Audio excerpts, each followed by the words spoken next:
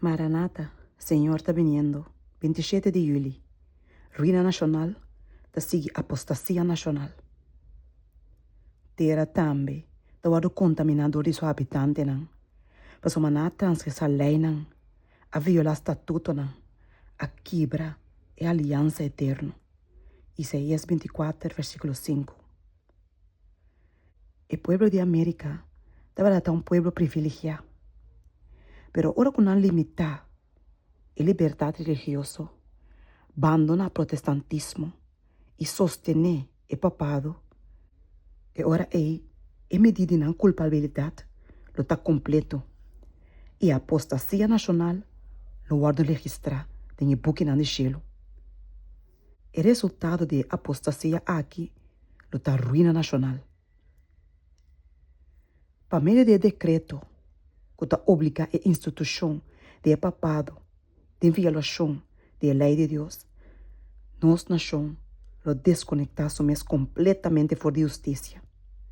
Ora que o protestantismo lo rexoman over de abismo para unir com o poder romano, ora que lo rexoman over na outra banda de brecha para gara e man de espiritismo, ora que o bau de influência de triple união aqui, nosso país, lo rechaza todo princípio de sua constituição como governo protestante e republicano, e ele faz provisão para o promovimento e plamamento de mentira e engano papal, e ora nos forçar que tempo para o obramento assombroso de Satanás chega e que o fim está cerca. Via do espiritismo, Satanás aparece como benefactor de raça, curando a maleza de ende, professando de apresentar sistema de fé religioso novo e mais exaltar, pero no mesmo momento está trabalhando como destructor.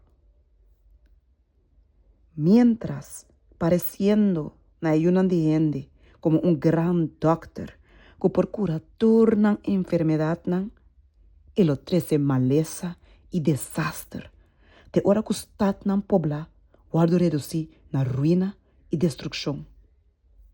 E é hora o gran ganhador, lo convence gente que es não que serve Deus, está causando a maldade nan aqui. Segundo ainda está separando na mesma mais e mais leu fora de Deus, está guarda permitir a Satanás para ganhar poder riba e uma desobediência nan aqui. Eta sempre destruição memei de gente. Desastre nan ta bini riba terra e lamang.